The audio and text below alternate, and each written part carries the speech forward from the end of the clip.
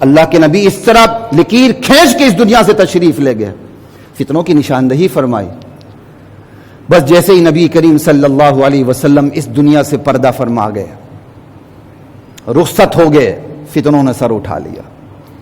کہیں معتزلہ کا فتنہ، کہیں خارجیوں کا فتنہ، کہیں جوہمیہ کا فتنہ، کہیں کرامیہ کا فتنہ، بڑے بڑے فتنے آئے، پیوند زبین ہوتے چلے گئے. اور یہ تو اللہ قرآن نے پہلے ہی بتا دیا تھا، ہر نبی کے ساتھ مجرم لگا دی ہم نے. یہ مارکہ ابلیس و آدم ہے. وَكَذَلِكَ جَعَلْنَا لِكُلِّ نَبِيٍّ عَدُوًّا مِنَ الْمُجْرِمِينَ. اگر اتنی آیت ہوتی تو ہمارا حوصلہ ہی گر جاتا. ہم سچ کے لیے کھڑے ہوئے، کتے بیڑیے پیچھے پڑ گئے، کیا کریں؟ کہا نا وَكَفَى بِرَبِّكَ هَادِيًا وَنَصِيرًا. میرے نبی آپ کی رہنمائی کے لیے، آپ کی مدد کے لیے آپ کا رب کافی ہے. کتنا حوصلہ دیتی ہے. آج کتے بیڑیے صحابہ کی ناموس پر حملہ آور ہیں. اگر آدھی آیت ہوتی تو ہم حوصلہ شکن ہوتی، ہمارا حوصلہ گر جاتا. نہ، پروردگار رہنمائی کے لیے کافی. یہ تو اللہ نے چھانی لگا دی ہے، یہ اللہ نے چھانی لگا دی ہے. لا الہ الا اللہ واللہ اکبر. فتنوں کا بتایا، فتنوں کا نبی علیہ السلام دنیا سے تشریف لے گئے، بڑے بڑے فتنے آئے، پیوند زمین ہوتے چلے گئے. آج ان فتنوں پر بات کرنا مقصد نہیں، صرف ایک فتنے پہ بات کرنا مقصد ہے. بس ختم نبوت پر براہ راست حملہ ہوا، پیوند زمین کر دیے گئے. آج بھی ختم نبوت کے خلاف لوگ سر اٹھاتے ہیں لیکن پیوند زمین کر دیے جاتے ہیں. لیکن ایک فتنے نے انڈائریکٹلی ختم نبوت پر حملہ کیا، انڈائریکٹلی.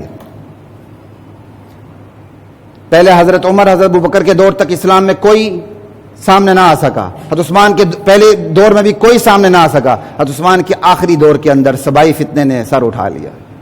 ابن سبا جو دراصل یہودی تھا، اور یہودی جو مذہب ہے وہ نسل کی بنیاد پر ہے. یہ بات یاد رکھیے، یہودی مذہب نسل کی بنیاد پر ہے.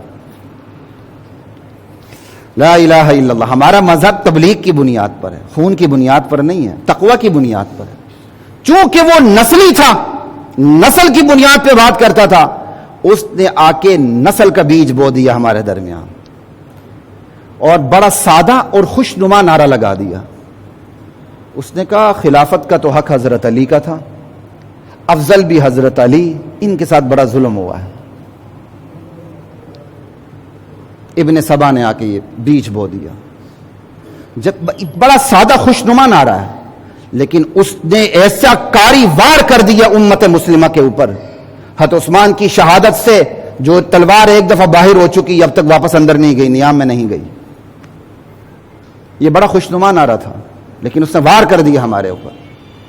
اس کا نتیجہ کیا نکلا؟ ہمارے بھی بہت سے لوگ متاثر ہو جاتے ہیں. نتیجہ کیا نکلا؟ صرف بنو ہاشم کے چند گرانے مسلمان، باقی تمام کے تمام صحابہ نعوذ باللہ مرتد اور باطل. یہ ہے اصل بنیاد. یہاں سے بنیاد کھڑی ہو گئی. پھر یہ باقاعدہ ترقی ہوتی چلی گئی، ترقی ہوتی چلی گئی. آپ بھی میڈیا پہ نہیں دیکھتے علی نفس نبی لہذا انبیاء سے افضل، انا للہ و انا الیہ راجعون. یہ وہیں سے سارا کچھ آ رہا ہے. یہاں تک کہ بعض خود اہل تشیع نہیں مانتے ان لوگوں کو، نصیری فرقہ ہے، وہ علی کو خدا قرار دیتا. یہ فتنے کہاں سے سر اٹھاتے ہیں؟ یہ پیچھے سے وہ ابن سبا کا اصل فتنہ ہے، وہاں سے اس نے سر اٹھایا. لکیر قائم ہو گئی. اسلام کے متوازی ایک دین قائم کر دیا گیا، یہودی ایڈیشن بنا دیا گیا. اللہ کا عقیدہ اور رسالت کا عقیدہ اور، رسالت تو ختم ہو گئی، لیکن ایسے لوگ دنیا میں آتے رہیں گے جو نبیوں سے افضل ہے. انا للہ و انا الیہ راجعون. اللہ کے رسول چلے گئے لیکن وحی کا سلسلہ جاری ہے. انا للہ و انا الیہ راجعون. قیامت تو قائم ہوگی لیکن اس سے پہلے بھی لوگ واپس آئیں گے. انا للہ و انا الیہ راجعون. مکمل ایک متوازی دین قائم کر دیا گیا جس کی بنیاد تقوی پہ نہیں تھی، نسل کے اوپر تھی. ان کا پورا سلسلہ نسل کے اوپر چل رہا ہے، تقوی کے اوپر نہیں چل رہا. جو تقویدار ہم ان کے تقوی کا انکار نہیں کرتے، لیکن لکیر انہوں نے تقوی کی نہیں لگائی، نسل کی لگائی. اور واقعہ کربلا کے اس عظیم حادثے نے مزید آگ بھڑکا دی امت مسلمہ کے اندر، واضح حد فاصل قائم کر کے رکھ دی. اور منافقین نے اس کو خوب استعمال کیا ہمارے خلاف. خود بلایا کوفیوں نے کوفہ، مجھے کوفہ والو، میں آیا نہیں ہوں، بلایا گیا ہوں، کہ مہمان بنا کر ستایا گیا ہوں. لا الہ الا اللہ. کوفیوں نے بلایا, کوفیوں نے شہید کیا,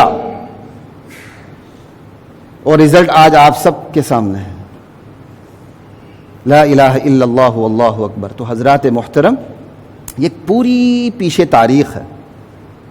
یہی بات کی ابن سبا نے وہ وار کیا, امت مسلمہ کو ٹکڑے کر کے رکھ دیا, جس کی بنیاد اس پر ہے.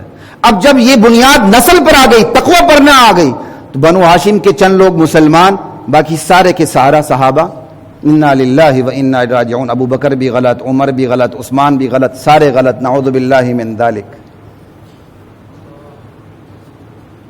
بندہ اس طرح مسلمان رہ سکتا؟